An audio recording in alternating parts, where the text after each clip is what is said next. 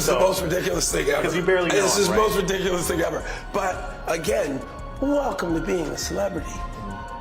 Welcome to my world. Were you guys close? Were you guys friends, or? We were acquaintances, just like I just showed you. Yeah. 2-3 times I've seen him, so it's... Oh, so Diddy, you've only seen him 2 or 3 times. That's what I'm saying! The whole internet is buzzing. Fans are clutching their pearls, and the Hollywood streets are talking about none other than Cuba Gooding Jr. and his so-called tribute to Malcolm Jamal-Warner. And chilly, the way this whole situation is unraveling. Phew, Messi doesn't even begin to cover it. So here's the setup. Word on the block is that Cuba Gooding Jr. was out here clout chasing, using Malcolm Jamal-Warner's tragic passing as a way to soften up his image. And if you think that's wild, wait till I tell you why. Because allegedly, Cuba and Malcolm weren't even on speaking terms before Malcolm died. Yep, you heard that right. The dear friend act Cuba tried to play in the press. Fans are calling it straight up PR spin. And the reason behind their fallout, honey, let's just say it has something to do with Diddy, some very shady offers, and Malcolm standing his ground in a way very few men in Holly would ever dared. Let's rewind for a sec. The sad news first broke that Malcolm Jamal-Warner had drowned in Costa Rica while on vacation with his wife and young daughter. Mainstream outlets rushed to report that Malcolm lost his life trying to save his little girl. Now on paper, that sounds heroic and tragic, right? But for a lot of fans, the story just wasn't adding up. They were like, wait a minute, this is Malcolm we're talking about. A cautious, protective dad who adored his daughter. Why would he ever let her swim in an area known for deadly riptides, with barely any safety measures in place? People started dyeing the official narrative real quick, and things only got more confusing when Costa Rican authorities released their first official statement. According to them, Malcolm had been playing with his daughter on the shore, then left her out of the water and decided to take a dip with a friend. That's when the current swept both men away. The friend managed to escape, but Malcolm didn't. He was eventually pulled out by people on the beach, given CPR by Red Cross workers, but tragically pronounced dead at the scene. But hold up, because not even a week later, a slightly different story started floating around. Another statement claimed that there just happened to be 3 tourists at the beach who were doctors and immediately tried to revive Malcolm. Not 1, not 2, but 3 doctors just casually vacationing at the exact same spot, ready to jump into action. Like, excuse me, what are the odds? Fans were dying harder than ever, whispering about possible foul play and whether there was more to the story than what was being fed to the press. Now, while the tributes rolled in from devastated fans and fellow actors, it was Cuba Gooding Jr.'s tribute in People magazine that really lit the internet on fire. In his statement, Cuba waxed poetic about Malcolm, saying he was honored to have co-starred with him, that Malcolm had been a dear friend and neighbor back when Cuba was starting a family, and that he would forever miss his booming laugh and infectious energy. Sweet, right, touching, even, except the internet was not buying it, because right after Cuba's tribute dropped, word started circulating that he wasn't nearly as close to Malcolm as he made it seem. In fact, insiders claim their friendship had ended years ago, and not on good terms either. And then the bombshell. The falling out was allegedly tied to none other than Sean Diddy Combs. According to a very chatty industry insider, Cuba was the one who tried to set Malcolm up with Diddy. Yes, that Diddy, the source claims Diddy had certain, let's just say very specific intentions, and thought Cuba would be the perfect middleman since he was friendly with both men. But when Cuba allegedly brought this proposition to Malcolm, honey, Malcolm was not having it. Insulted, furious, and disgusted, Malcolm supposedly shut it down immediately, and that, my loves, was the nail in the coffin for their friendship. But wait, it gets juicier. Word is, Malcolm didn't just reject the offer. He kept receipts. Allegedly, Malcolm sent strong words to both Cuba and Diddy, basically warning them that if they ever came at him with that nonsense again, he would blow the whole thing up online, receipts and all. And honestly, knowing how outspoken Malcolm has been throughout his career, that tracks. Now, while Malcolm never actually leaked those receipts, Cuba's name has come up in other disturbing places. Remember when music producer Lil Rod Jones filed that explosive lawsuit against Diddy? In the documents, Lil Rod claims that while on Diddy's yacht, he was introduced to Cuba Gooding Jr., who then allegedly started touching and groping him without consent. According to the producer, Cuba wouldn't stop until he physically pushed him away. Chilly, this paints a whole different picture of Cuba behind the scenes, doesn't it? And let's not forget, this isn't Cuba Gooding Jr.'s first brush with scandal. The man has a rap sheet of SA allegations stretching back years. Between 2018 and 2019, he was even taken to court over accusations from multiple women who said he violated them at nightclubs in Manhattan. So when people say Cuba has an issue understanding the word no, they might just be onto something. But let's circle back to Malcolm, because this is where the story really shines a light on the kind of man he was. According to insiders, not only did he reject Cuba and Diddy's advances, but he also turned down shady offers from other Hollywood power players. We're talking Harvey Weinstein, who allegedly tried to lure Malcolm with the promise of a leading role if he played along. Just like with Diddy, Malcolm refused. No games, no compromises, no casting couch as shortcuts, and listen, this wasn't a one-time thing. Throughout his career, Malcolm consistently rejected anything that compromised his dignity or the image of the black community. He refused to put on a dress for roles designed to humiliate. He refused parts that played into damaging stereotypes. He wasn't about to be another Hollywood pawn, no matter how much money or clout was on the table. That's exactly why so many of these men failed to manipulate him, because he stood on principle. You can see that same energy in his podcast, Not All Hood, where he spoke openly about how Hollywood constantly boxes black people into one stereotype: the thug, the criminal, the clown. He challenged those narratives, reminding folks that the black community is diverse, layered, and multifaceted. He also wasn't afraid to call out toxic trends in modern hip-hop, like the glorification of misogyny, violence, and self-destruction. He wasn't hating, he was urging the culture to heal and do better. That's the kind of man Malcolm Jamal-Warner was. So when you hear that he rejected Diddy's shady millions or Cuba's alleged setup, it's not shocking. It's consistent with the integrity he carried all his life. And that, my loves, is exactly why Cuba's tribute rang hollow to so many people. Because the streets remember, the insiders know, and the fans can smell damage control from a mile away. Now the real question is, was Cuba's tribute truly from the heart? Or was it just a PR stunt to get people off his neck before more tea spilled? Because trust, as Diddy's empire crumbles and lawsuits pile up, more and more people are talking. And when the industry insiders talk, honey, they spill. So, we left off talking about how Cuba Gooding Jr. and Diddy allegedly tried to rope Malcolm into their little, let's just say, exclusive circle. Malcolm shut that all the way down, kept his dignity intact, and moved on with his life. But here's the thing about Hollywood predators: they don't like being told no. Especially when the man saying no has the kind of receipts and credibility Malcolm had. That kind of rejection, it bruises egos and threatens power structures. And you'll know how dangerous that can be. Now, word on the streets is that after Malcolm rejected Cuba and Diddy's advances, the tension didn't just fade away, it got worse. Insiders claim that Malcolm privately confided to close friends that he felt blacklisted. Suddenly, projects he should have been a shoo-in for started slipping through his fingers. Roles dried up. Doors that used to be wide open were now closed. Does that sound familiar?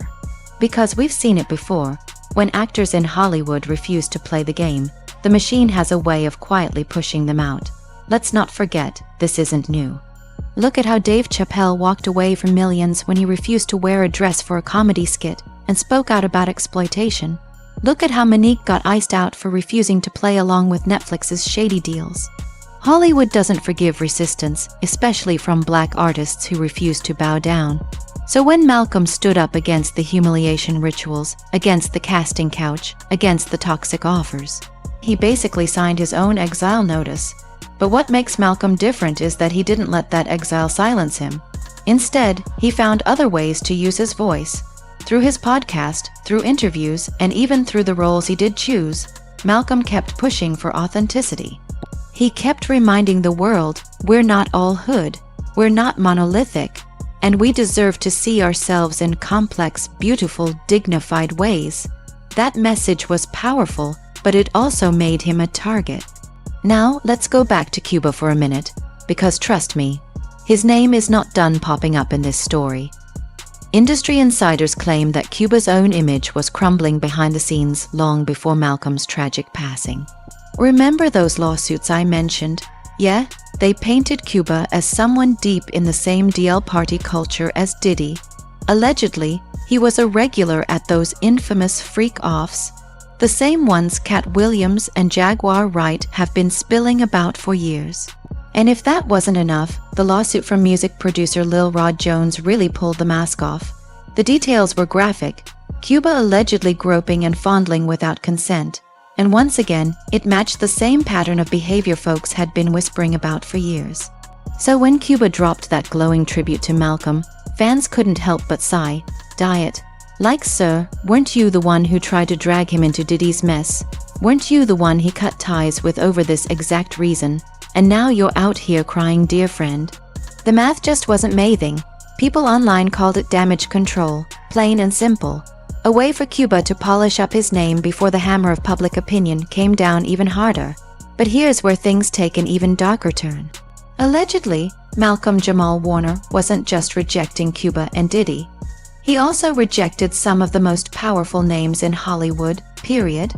Insiders claim that Harvey Weinstein himself slid into Malcolm's circle with the same disgusting proposition he dangled in front of countless young actors.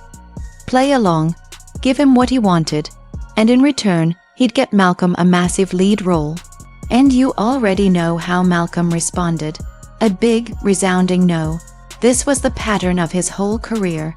They offered the quick path, the shortcut, the dirty deal, and every single time, Malcolm chose integrity over opportunity.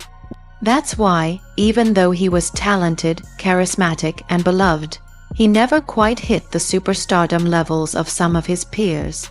Because those peers, they said yes to things Malcolm would never in a million years entertain. That's why he stood out as different, not just as an actor, but as a man. Now, let's zoom out a little, because this isn't just about Malcolm or Cuba. This is about a culture of silence in Hollywood that is finally, slowly starting to break. Think about it. How many times have we heard stories of powerful execs, producers, and celebrities using their influence to prey on others? The casting couch, the humiliation rituals, the secret parties. It's all been whispered about for decades. But only now, with lawsuits piling up and brave voices speaking out, is the curtain really starting to fall. And Malcolm Jamal-Warner, he was ahead of the curve. He called it out without calling names through his work, his podcast, and his choices. He wasn't about to sell his soul for fame. And that's exactly what made him such a threat to those who rely on silence and compliance. So when fans started hearing about his alleged fallout with Cuba, the dots began to connect. Here's a man who always stood for dignity, integrity, and the truth, falling out with someone accused of being deep in the messiest corners of Hollywood's underbelly. Suddenly, Cuba's tribute looked less like heartfelt grief and more like a calculated PR move. And the timing, right as Diddy's empire was beginning to collapse under lawsuits and investigations, the streets couldn't help but say, "Chilly, this ain't no coincidence." Let's not forget how fans reacted online. But we're not done yet, because as Cuba's name gets dragged into all of this, and as more details come out about Diddy's shady offers, fans are starting to wonder, was Malcolm's passing really just a tragic accident, or was there something more sinister at play? Because let's be real, the timing, the inconsistencies, the powerful names involved, it all leaves a lot of unanswered questions. The official narrative says Malcolm drowned trying to save his daughter while vacationing in Costa Rica. Sweet, tragic, heartbreaking. But the more details that trickled out, the more fans started dying everything. Remember that whole situation with the 3 random doctors who just happened to be right there at the beach? Like, excuse me, you mean to tell me this man gets pulled out of the water, and magically 3 medical professionals appear out of nowhere to administer CPR? Some folks said it was divine intervention. Others, they weren't buying it. They felt it looked way too convenient, almost staged, like a script playing out. Then there's the inconsistency in the reports. First it's, he drowned saving his daughter. Then it's, he was swimming with a friend, daughter was safe on shore. Then later it becomes, oh, multiple tourists and lifeguards rushed in to help. Pick a story and stick to it, because all these flops are only fueling suspicion. And suspicion is exactly what Hollywood thrives on, especially when the names circling around the deceased are already drowning in scandal themselves. Now let's talk about timing. The timing here is everything. Malcolm's death happened while Diddy was already under heavy fire, with lawsuits, exposes, and insiders finally spilling years of dirty secrets. Fans couldn't help but wonder, was Malcolm about to go public with his own receipts? Did he have dirt on Diddy and Cuba that certain people couldn't afford to let out?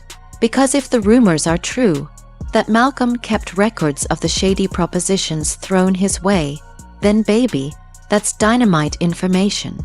The kind of thing that could ruin careers, tear down empires, and even send people to jail. But here's where it really gets messy. Remember Cat Williams on Club Shay Shay, talking about how Diddy offered him $50 million for his services? That clip went viral for a reason. If Diddy had the audacity to throw that kind of money at Cat, why wouldn't he do the same to Malcolm, an actor he allegedly wanted badly?